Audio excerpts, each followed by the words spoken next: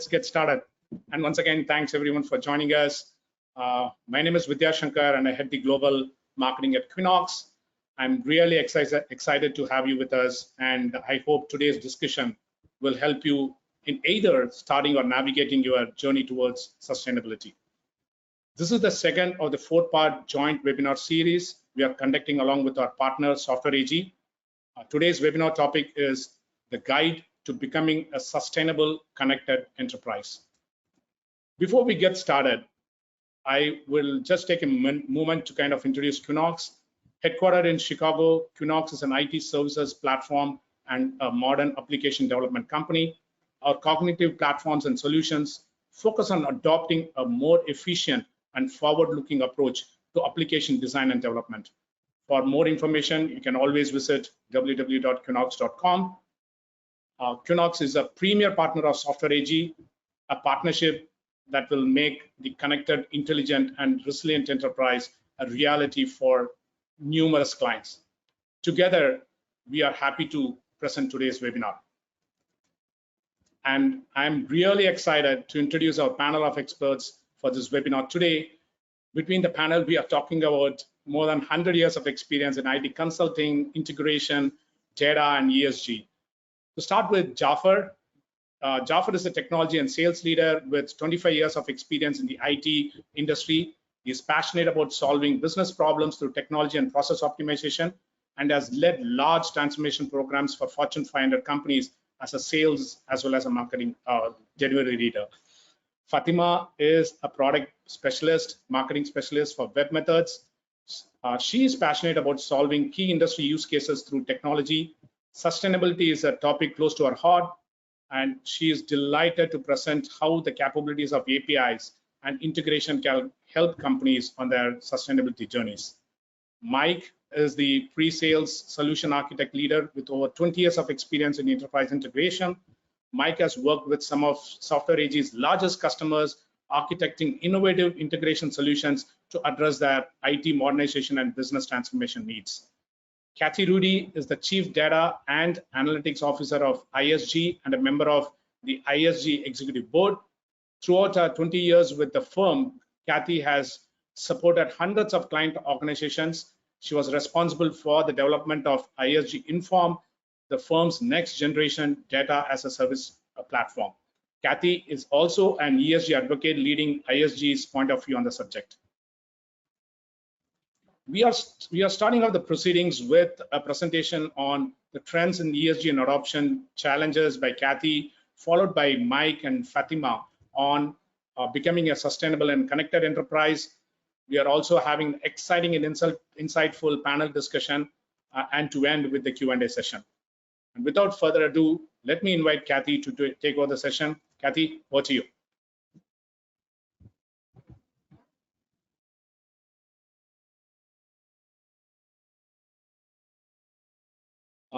Kathy, you're on mute if you're not able to hear you. Thank you. Thank you. I'm really excited to be here today to talk to you a little bit about trends and how to start your ESG journey if you haven't already, or things to think about if you're midway through. So the next thing I'd like to talk to you about is some of the things you should think about when you're starting your program. So when we talk to our clients, or even as I was introduced, I am responsible for our own internal ESG program. And I had to think about why. Why are we doing this? Why are we undertaking this initiative? What does ESG mean to our company, but also to our stakeholders and our shareholders? So what was the purpose of our ESG program? Was it, for appeasing our investors? Was it to become a more sustainable organization and to think about our supply chain? Was it to appease our clients? Was it for our internal employees? So think about what is the purpose. And then where does it fit into your organization's value chain? Is it part of a top-down corporate initiative because you're looking to become a sustainable organization and present yourself to your customers and your shareholders as being sustainable? Are there innate parts of your organization that are looking to make changes, maybe around social or around governance? So why are you doing it, and how does it fit into your overall strategic initiative of the organization you're supporting? And then what are the benefits? And when I think about benefits, there's risk optimization, there are optimization around the way that you're delivering products and services. So what benefits are you looking to realize? And then once you think about those benefits, how will you track it? So there are a lot of measures that you can put in place. There's standards that I'll talk about later on in my presentation, where you can go and think about the measures that are important to you. But how will you track and measure to make sure that you're realizing your goals? And then lastly, who are your stakeholders that are going to be part of your solution? I know from experience, taking on an ESG initiative is not a one-person job. It really took us into tentacles all across our organization, from finance to legal to HR to technology. We spread ourselves pretty wide. So think about who you'll need to be involved in your program as you embark on it. The next thing I'd like to talk about are some of the challenges that you would face. So these are challenges that I've seen our clients face, but we've also had the same challenges ourselves. So we started talking about ESG and people said, well, is that sustainability? Is that just net zero? What is ESG? We actually built internally a, top level conversational ESG training program for our teams to take, so that they could be conversant with our clients, but also to understand the program we were embarking on internally. One of the key things that many organizations face is no one sitting around waiting to just be part of an ESG program. So you really need to find those resources within the organization, not only to build the program, but to own the program. And really, ownership is with any key initiative starts from the top on down. We started out with a lot of goals, and I can't even tell you how many goals we put in place and then how many drafts we had on those goals, because some of them were a little too lofty. And so what we decided to do is look at the goals after we conducted a materiality assessment. So what was our materiality in terms of ES and G within the organization? And it'll be different across industries.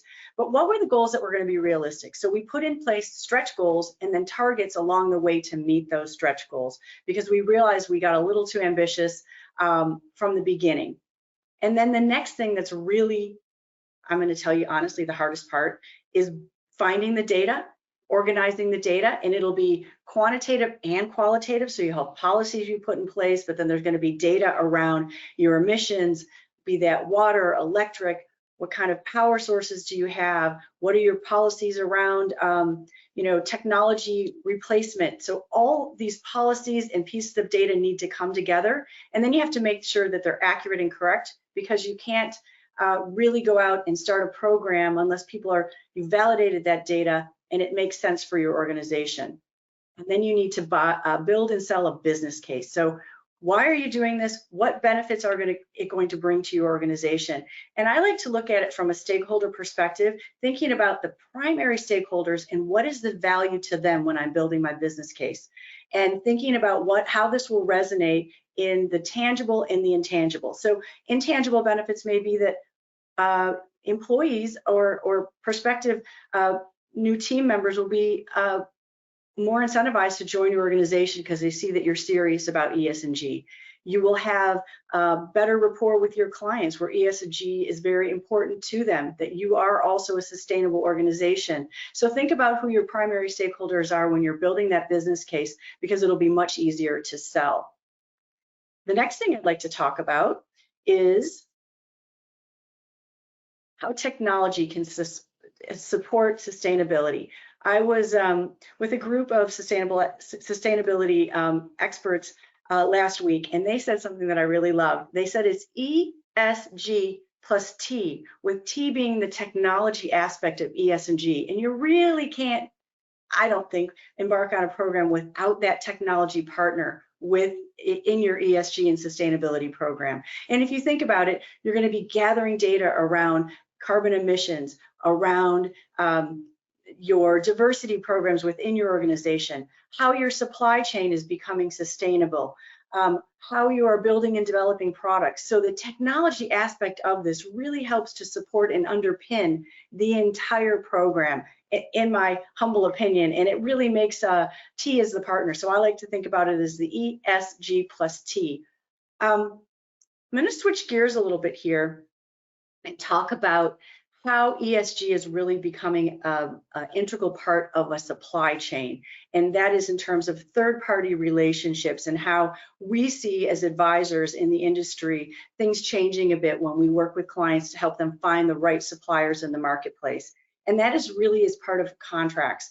We have now started to embed in our contracts ESG language, and that language can be around your reporting of metrics that help support your clients' scope 2 or scope 1 or scope 3 sustainability measures. It can be around your commitments to the clients, around how you will help support their ESG initiatives. So that contractual language is really starting to be a key focus in the contracts that we help our clients engage in with their third parties, but also with our own internal clients as well. So I don't know about the audience there, but I'm imagining that if you're part of an ESG program, you receive from third parties requests to submit your ESG initiatives.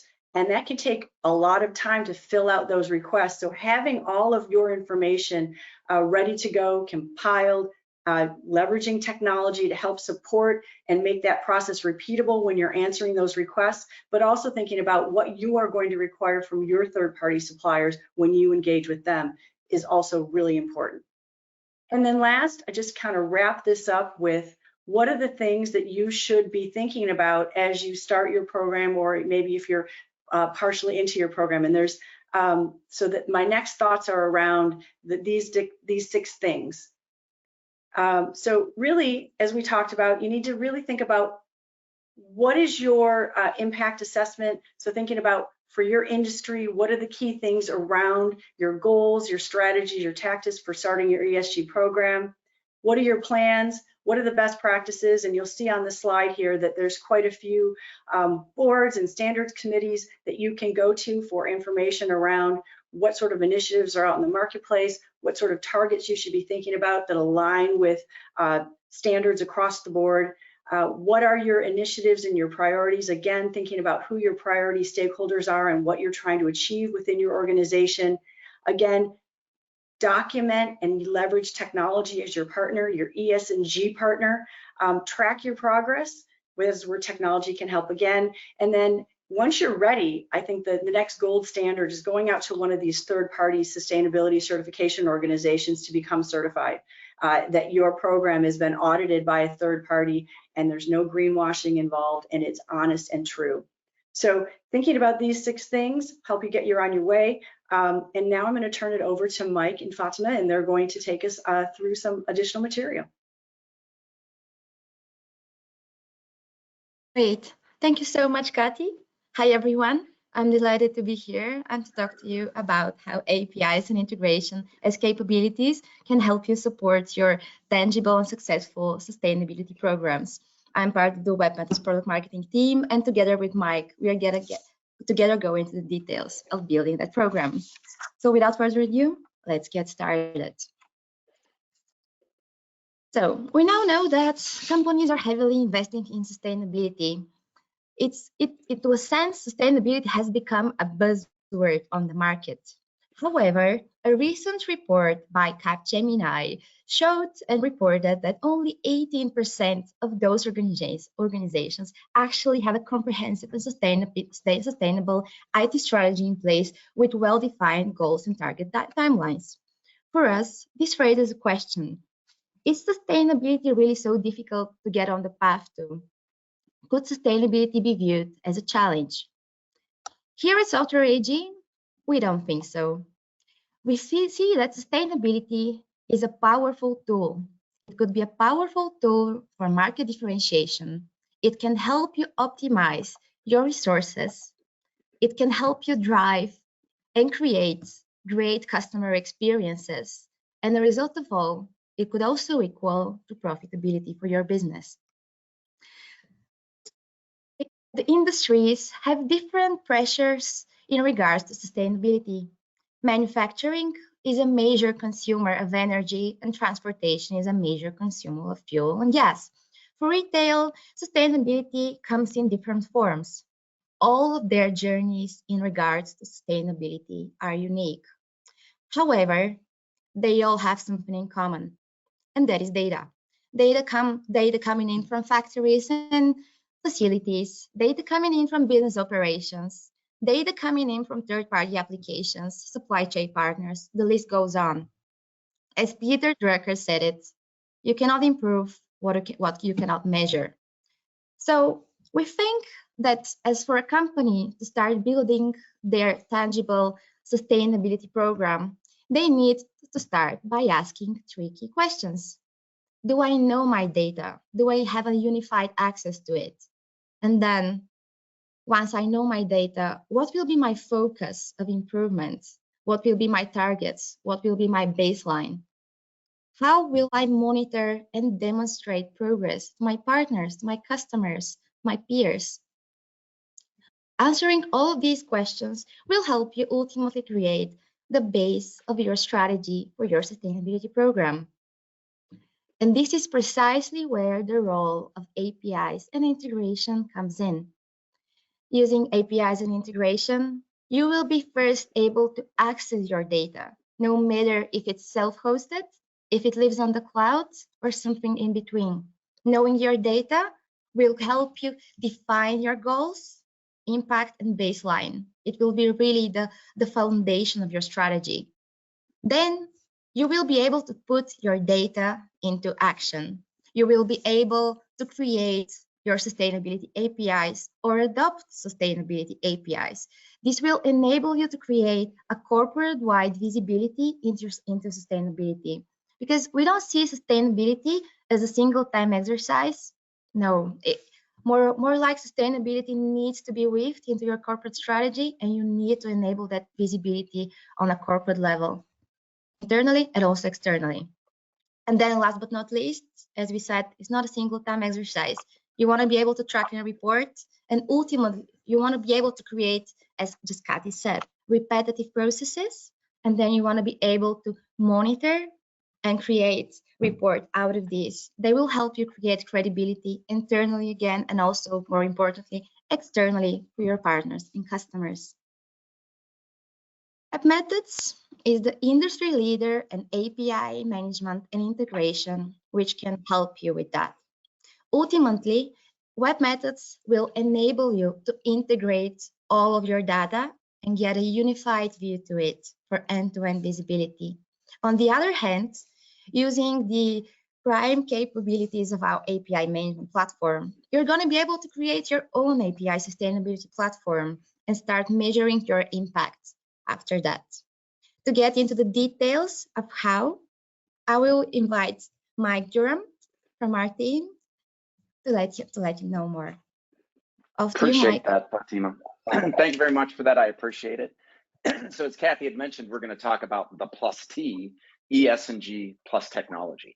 And so as we move through this, as Fatima mentioned, is that webMethods integration, we have the ability to create a sustainability platform, which is the bridge to the goals. And again, as Kathy had mentioned, is that gathering data and then ultimately cleansing the data is a challenge. And so we represent the IT side of the sustainability programs. You have to be able to access data from anywhere, whether it's business systems, whether it's legacy systems, whether it's shop floor information, supply chain information. We provide that technology in addition to IT devices and sensors, and create a flow of data and orchestrate that flow, which will give you the ability to have richer information, richer reports, and be able to track and maintain performance better. Tying in suppliers and partners, again, incredibly important when it comes to supply chain visibility, and partner visibility is really difficult and very time consuming without an integrated platform addressing sustainability. Governance, oversight, and compliance out of the box with the webMethods solution. Building this type of capability and building this type of solution, again, is very hard with the webMethods integration solution provided out of the box. And creating these API first applications, bringing new tools and new capabilities into the environment and into the marketplace will allow an organization to meet their ESG capabilities, KPIs much, much faster. And so as we move forward, what we see within our organizations is that they're able to really dig into building what we refer to as an API sustainability platform. designing and developing APIs for the folks that are on the call, that if you live in this world, if you could create a fuel capture API, coal usage API, building maintenance API, or IoT APIs, is that you can more easily measure that energy usage and track that carbon footprint. It goes back to Kathy's challenge, gathering the data. Think about in your world or the programs that you're working on, how difficult it is to gather that data to get richer reporting and richer oversight. Capturing that data in real time can allow for you to build resources and capabilities much faster within the organization. Think about building it just by scratch or building it with technology that you already have within your organization. Creating self-service capabilities for, again, for your vendors, for your partners, for your customers. Think about the reduction in energy and think about the reductions in emissions and building an efficiency if you have the ability to create self-service applications. And so we believe that this sustainability using web methods is driving value in ES&G programs today. And so I think what we want to do now is to give a quick statement from our CEO, Sanjay Brahmawar. And I think he said this very eloquently, is that our commitment to our customers is based on the value of what we provide socially and what we provide economically from ES&G. And I think is what he was able to say is that it's something that's very important for us as a business, is we have, we're looking at our internal social impact and we're looking at what we provide to the marketplace as well. So we're transforming our customers' business using our technology, and then they are transforming their sustainability goals as well.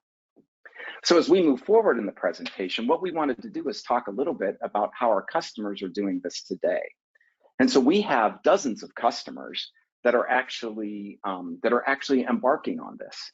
And I think one of the examples that I personally wanted to talk about, because there are many, is that one that is addressing some pretty complex use cases. And there's a company in Australia which is called Nucleus 3. And Nucleus 3, why we believe that this is something that we wanted to talk about today, because they're an Australian company and they are providing transformation solutions. And those transformation solutions are really tied into regulatory compliance and working with these type of customers in really complex environments. And what's unique about Australia, if there are any folks on the call from Australia, is that they're interacting with the private sector, the federated state governments, the territory governments, the federal governments, the private sector, municipalities. And so they needed a full breadth integration solution to actually provide this.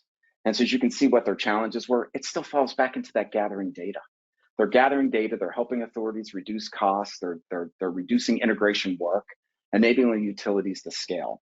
And the way that they did this is sensor, device, shop floor, in the actual parks and in the actual water authorities, is that they needed to integrate all of those different devices using web methods, and you can see Cumulosity. Industrial analytics is incredibly hard to address with your out-of-the-box analytics solution. We provide a self-service industrial analytics and emission control solution called Trend Miner. And then, of course, our flagship web methods for integration. And just a few statements below, and I think it's like lowering cost, reducing loss, spills and discharge are avoided, and of course that we provide a predictive and preventative view into those environments. So this is just one solution, Nucleus 3, but we thought it was a good one to present today. So team, thank you for the opportunity to talk about the plus T, the technology part of our ES&G. And I think at this point in the program, as I think we're going to turn it back over to Jaffar, and I think that we've got, panel discussion. So thank you very much, appreciate it. Thank you, Mike.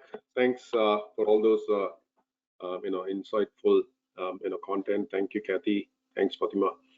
So as we move into the panel discussion, the agenda was to have a free flow conversation around the experiences our panelists have and bring some of the core components of ESG.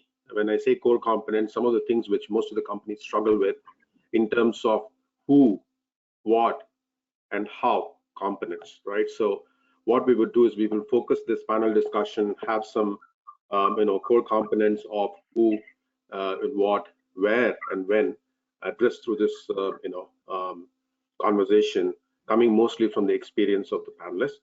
So let me start with my first question, and I'll address this because Kathy comes from ISG, she's been consulting in this space for such a long time, and Mike, you're also more than welcome to do this and answer if you have some perspective on this.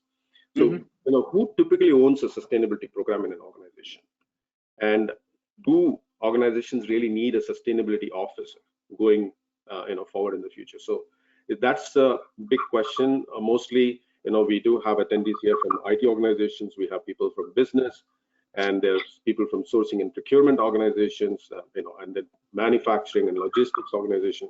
So it's very difficult for them to determine who should be owning this and who should be really responsible for driving the sustainability in an organization. So over to you, Kathy.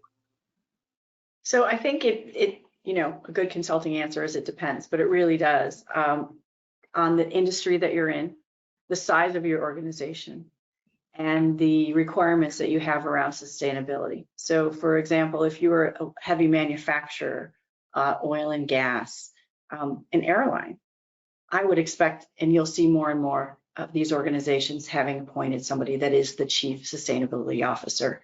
In many organizations, it starts out a little bit more organically, but I never see the trifecta of HR, finance, IT, and legal, I guess it's 4, involved in some way, because you're going to receive pieces of information from all of those areas. Typically, there's maybe an executive sponsor if there's not a sustainability officer in an organization, but if you go on LinkedIn and put in Chief Sustainability Officer, you will see a proliferation of that title now being run across many, many industries. So that's what we're seeing, and I think it'll only continue to increase. Thank you. So, hey, Jaffar, from the plus T, from the technology perspective, it's important for our prospects and our customers that are embarking on these journeys that to not just focus on the the technology itself, the implementation technology. It's focus on the outcomes of that technology. And what we've seen in our success working with the the business consultants at Quinnox is that we're able to to really work with those business folks that Kathy just mentioned, understand what the most valuable project is and the most valuable use case, and working with the Quinnox team is to be able to really structure that and then implement the technology and align ourselves with those sustainability people, and their responsibilities. That's the success that we've seen in some of our other customers and other projects. Right. I think it's pretty much taking the same route as the chief digital officer. If we can go back 10-15 years when chief digital officer was someone from a business or someone from IT or someone from finance, based on the need of the organization. So Kathy, you pointed out it depends. A very good consulting answer, but I think this will quickly evolve as to who's going to run the show from a sustainability perspective as it becomes more important here in the US. I know Europe is taking a lead over here. So since US is slightly lagging behind in this space, my next question to the panelists is where and how do the companies get started? Because I know some of them are just getting started here in the US. So where do they get started for this on their sustainability initiative? I think that when we advise companies, we say the first thing to do is a materiality assessment. So how material are the areas of ES&G to your particular organization?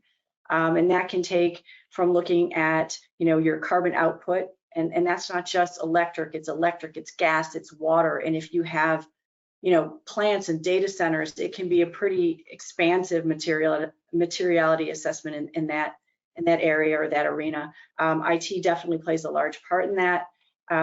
Then the next thing is to think about what are your social programs and your social goals.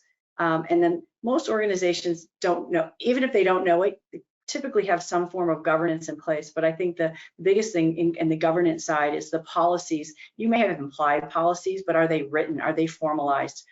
So doing that materiality assessment is a great way to start.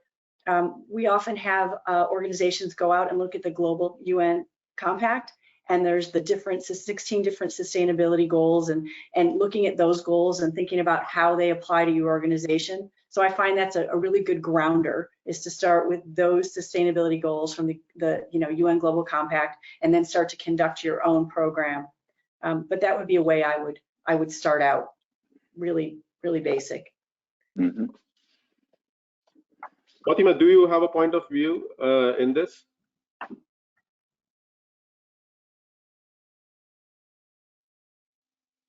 I think you are muted.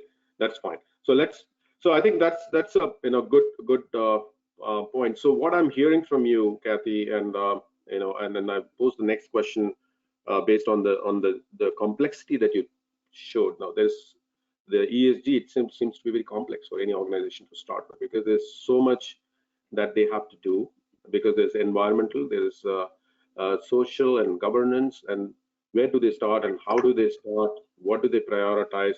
So is there a framework which most of the organizations can take and say, okay, let me start here. This is the framework. I can follow this and go about doing this in a more methodical manner for the organization, rather than being trying to find some point solution in a specific area. There's a number of frameworks out there. So on one of the slides I presented, we talked about the different sustainability programs or standards that are put in place. So if you look up, GRI or SASB, again, the UN Global Compact, all of them kind of compile together some of the frameworks that you can follow along the three pillars of E, S, and G. And in those pillars, you'll have subcategories, and you can choose which of those subcategories make the most sense for your organization. A lot of times, the first thing an organization will do is sign up formally to one of those frameworks and then start to follow that framework in terms of the measures and metrics that they need to put in place to become certified or to begin their program. And then honestly, after that, it's the matter of the data. Well, it's the shareholders getting the commitment, but it's a matter of the data. And the data, as Mike has highlighted, is a challenge. It's not impossible, but you really need technology to help support your journey and help gathering and bringing the information together so that you can report on it and really feel confident in the program that you put together is, not just verifiable, but also actionable. Right, and Mike, this is like one probable question, and Fatima, you could also pitch in, is that when you say that they have to, if a board has to commit to certain commitments, and they don't know whether they will be able to meet those commitments or not, that's a complex situation, right? So do they have to now take some initiatives or do some checklists, figure out whether this particular sustainability goal can be achieved in a certain time frame before they can actually go and publicly announce, okay, these are the things that we are going to follow. So just a question around that is this: how do they really check, okay, is this possible, is this not possible, is this feasible within the timelines as we are going to the market with these kind of Exactly, Jaffar, and I think that it ties into that there is, that there's the IT side or the technology side of the discovery when it comes to the sustainability program getting laid out. And I think that, when it comes to GRI or SASB, type standards that need to be addressed, is that the conversations that we would have, your team and my team, being able to talk to these prospects and customers, is to truly understand how those data impacts and how those data standards are being used, or how they need to be used within the organization. And tying it back into web methods is that being able to create, just integrations or traditional integrations is part of our solution for years. To be able that there are standards, and there are schemas, and there are data types that need to be addressed, is that the web method solution is a natural introduction into these type of programs to be able to address those. Because again, without this technology, it would be very hard to address a checklist. It'd be very hard to to be able to address these KPIs for the sustainability goals. And I think that that's what we've seen with our current customers that are using web methods for ESG. Right. Now, with that, with that said, the commitment part of it. So this looks like there has to be a core team within the organization, which looks from a technology perspective, which also looks from what metrics they need to collect and kind of commit to, which then the board can decide and say, hey, yeah, we are all good. Let's commit to these things. So in that sense, this team, that core team that we are thinking of, does that comprise of both technology and the business? And does it need new kind of people and roles in the organization to come in to kind of guide this? Is that something that you guys think they should also be focusing on while they are trying to work on the framework and checklist within the organization? Mm-hmm. Definitely. From a tech standpoint, yes. Right. So we're not talking about just technologists. We're not talking about just developers. There has to be a functional understanding of these programs, but these people have to be technical. And I think, Jaffar, with Quinnox and with the software AG, business consultants, is that, it's framing out, what the project, needs to contain technically, and then focus on the technology. And so that, the scoping side, we would like to be able to provide that. And if our customers don't have that type of staff, we provide that staff, from the software AG side. Fantastic. Okay. So when having this conversation, so now we know who and kind of what, but I think we are still figuring out. I think the organizations in the US, in the North American market, still figuring out, are there metrics that they should be tracking? What are the important sustainability metrics that they should be tracking? So what are the top priority ones that they should be tracking? Because there are innumerable metrics, and sometimes depending on the size of the organization, they can get lost in those metrics, and prioritizing them in itself becomes a big exercise. Yeah. So would you recommend something there, and how do organizations go about it based on their scale, size, and commitments to the market? Well, from the E side of sustainability, it's easy, but then it's hard. There's scope 1, 2, and 3 emissions, right? So there's the emissions that you procure, there's the emissions that you maybe produce, and there's emissions that come through your third-party suppliers. So each of those, scope 1, 2, and 3, if you put together that program of tracking and measuring your greenhouse gas emissions from each of those 3 scopes, and 1 and 2 are the easiest ones, and those are the ones that most companies commit to first, reducing your scope 1 emissions or your scope 2 emissions by X% by a specific year. Scope 3 is a little more complicated because there's really 7 different subcategories within scope 3. So we always advise people to start with the ones that they think they can control for most in scope 3, but that's really going out to your entire supply chain, and that's where it gets tricky, and that's where technology is going to be your friend and helping you go out and interrogate that scope 3 supply chain and figure out where you can actually make the impact, and then set your measures against that and your standards. I always like to consider the S and the G as well. So a lot of times around the social is, again, with your supply chain, making sure that you've got them all committed to your modern slavery statements, that you have suppliers that are feeding you back information that you need for your scope 1, 2, and 3. Looking at your diversity across your organization, a number of female executives in the executive suite, your overall diversity by gender, in the social area. Let's not forget cyber is a big part of ESG, and cyber, tracking your commitments and making sure that your company is secure and managing your cyber commitments. So there's a lot of different areas, but a lot of people really tend to focus on the E at first because that's really important to a lot of their shareholders. Again, going back to what are your primary shareholders and what's important to them. And that's along the scope 1, 2, and 3. And Mike, do you have some, additional thoughts there around the technology and ESG? Yeah, totally. I think that just focusing on the E, for the sake of time, is that, understanding what's in scope 1, 2, and 3, and then being able to align that to what the technology can provide, right? If we're going to start with this initiative, is understanding, particularly when we get into scope 3 where it gets complex, is that if we're talking about our providers and sharing information from those providers, but to be able to address the KPIs within these scopes, is that be able to create APIs, gather that data, share that data, report on that data in real time. right? Because I think what happens is that as we move through this and we get into the, to the S and G, is that, we need to be able to have that underlying, infrastructure of data, to provide this information faster, to be able to work through faster. So the reporting and auditing and kind of the oversight aspects can be achieved faster.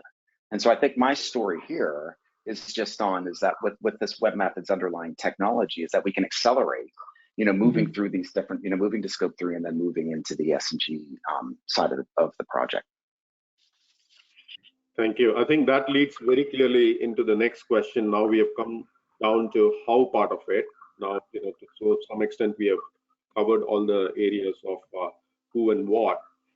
In the how part of it, Mike, and specifically, how does software AG, the breadth of solutions, I know for an example, we have worked on multiple opportunities. So you have breadth of solution there.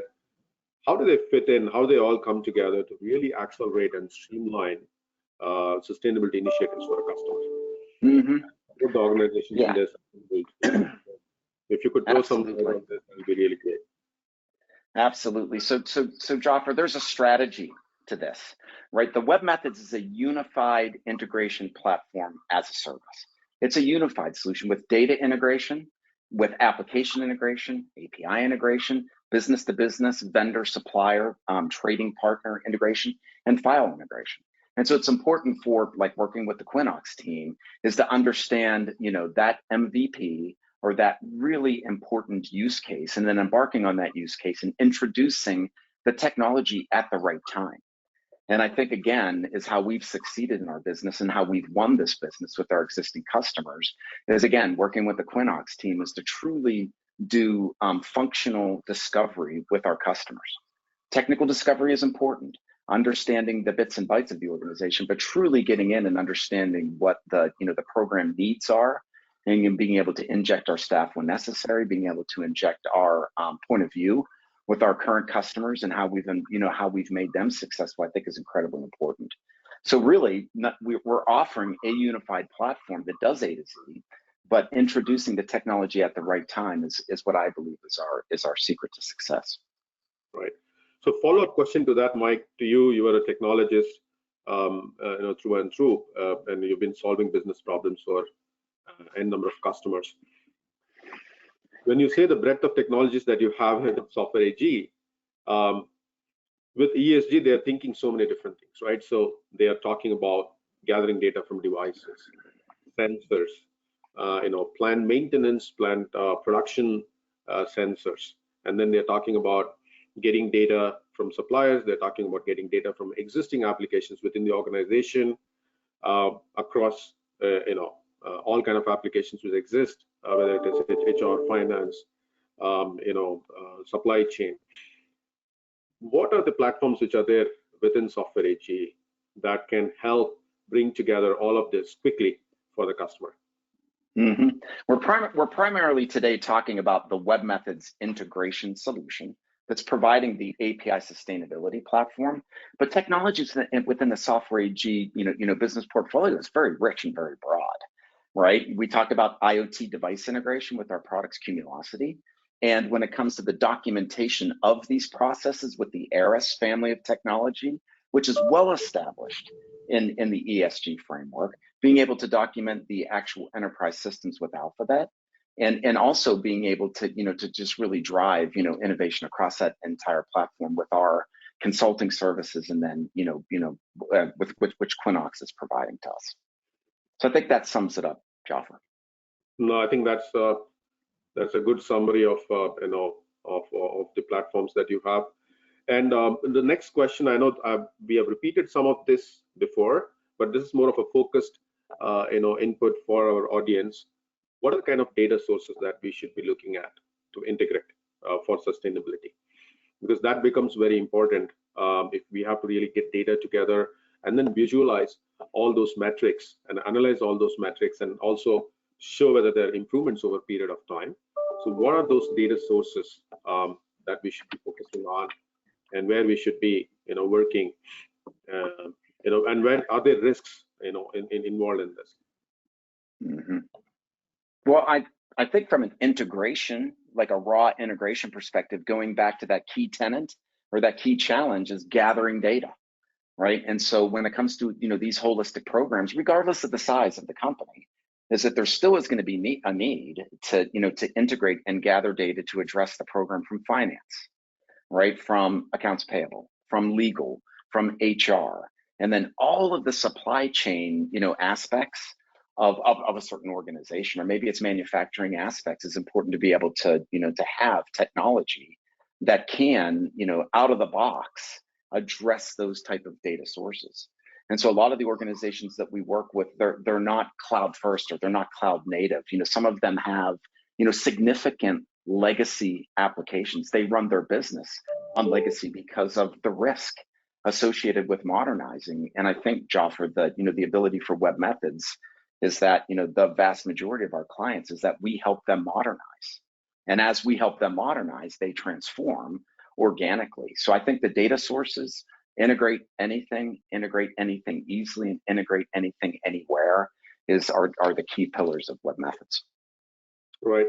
And then I think, based on what you said, some of the risks that most of the customers probably they want to prepare even before getting into a program like this is data sources which are external to the organization. It is quite a challenge to even get the data aligned, which is within the systems, within the organization's control, and then kind of filter those for an ESG dashboard. But getting an external data where you're dependent on your partners in terms of your carbon footprint, if you're a manufacturing organization, if you're a logistics organization, I think that part has to be addressed upfront in terms of how are you going to gather that data, what percentages are you going to start reporting as you move on year over year, so that there is a consistently you can bring partners and vendors onto your reporting platform in terms of compliance for ESG. I think that if that probably organizations need to start thinking of that as a first step as well, because it takes time to align your partners and vendors and integrate them and provide and get the data from them. So, and a very good point, and thanks Mike for that insightful point. If we have to go around and make sustainability a viable program within an organization, how do we and that's the most important. It's like a $1 million question in every organization is, how do we sell this to the senior executives? Because there is money involved, there's funding to do all these activities, and is there return for the organization? So for dollar, is there a return for the organization? So how are they going to fund this, both short term and long term? I think that's a very important question that many of our customers are asking today. I think you have to think about what industry you're in and what demands you're receiving from your shareholders. They may be requesting and requiring that you build your own sustainability program, especially if you're part of an investment portfolio that has requirements and regulations around sustainability in order to participate in that portfolio. Many times it's your clients or your customers that are driving the need for sustainability. There is a much higher demand for sustainable goods and products than ever before, and people are voting with their pocketbooks, and they are looking to give their dollars, their green dollars, to companies that are green. So often, if you can tie it back to improved revenue, your investor community, no one's doing this specifically because it's a good thing to do. Some companies are, but most companies are looking for the why behind it.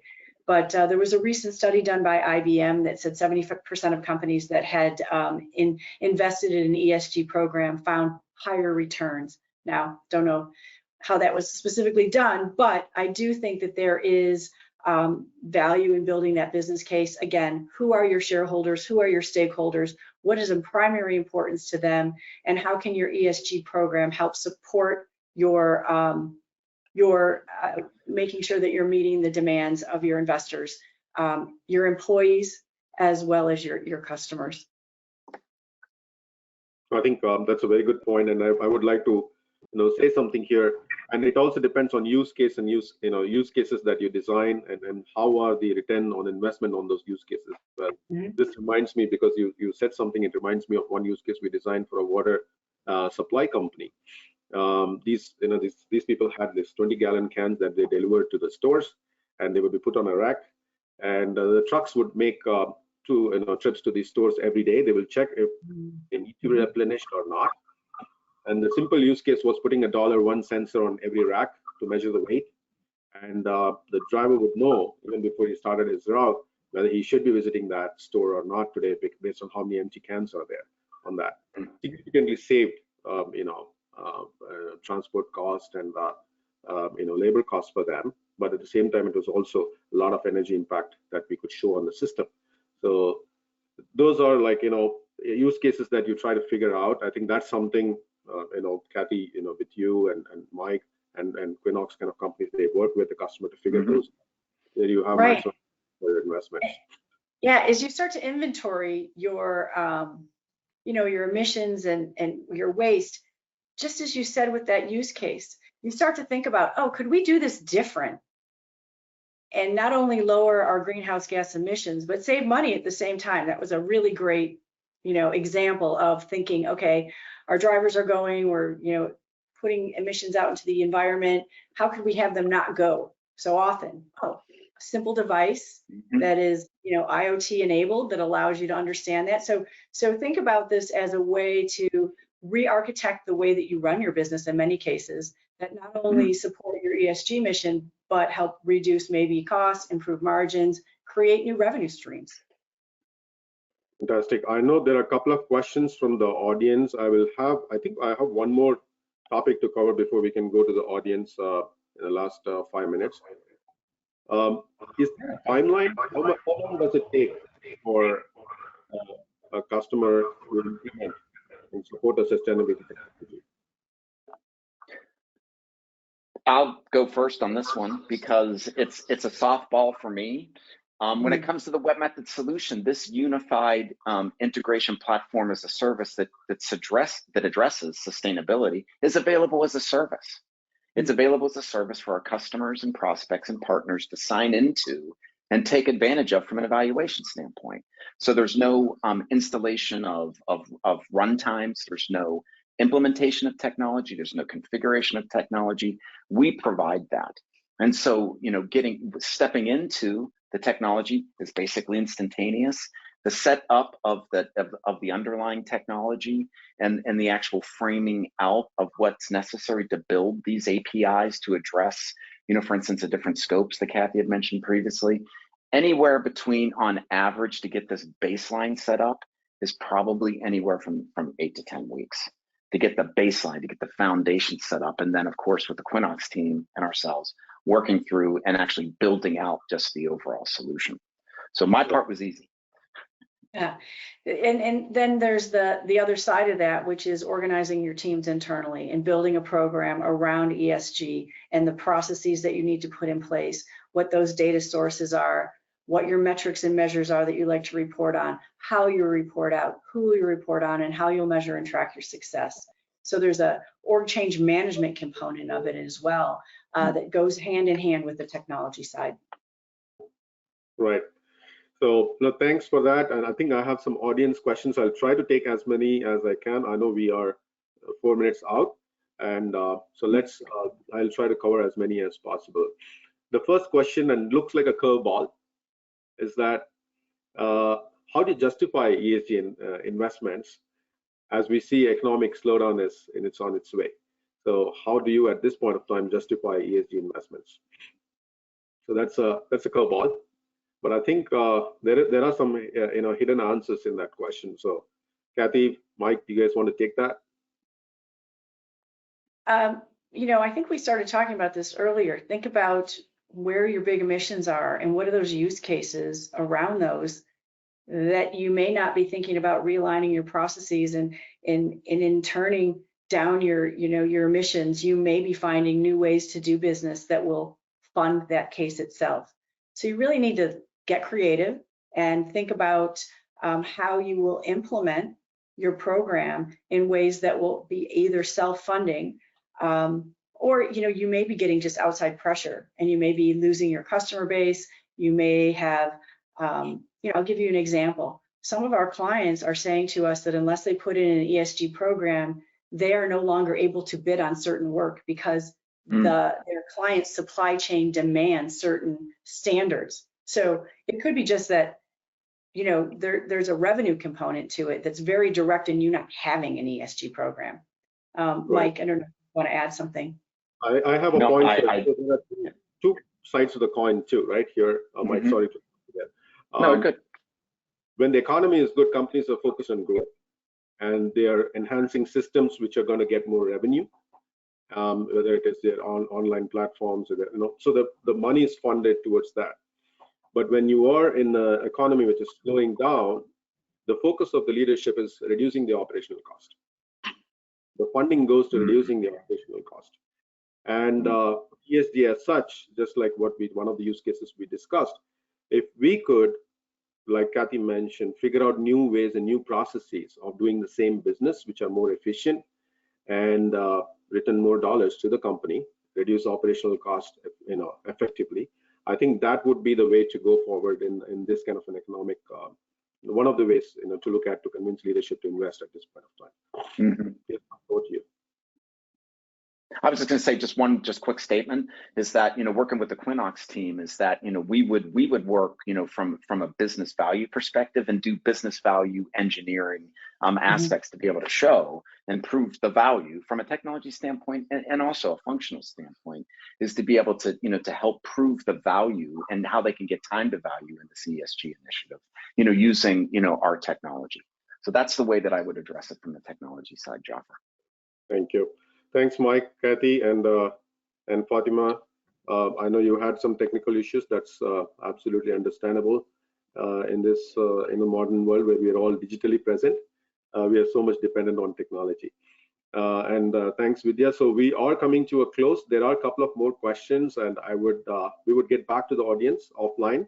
And if there is a need for a conversation, we'd be happy to get on to a call and address those questions with them. So with that, I think I really thank everyone for being here and making this conversation really, really useful and meaningful for all of our audience.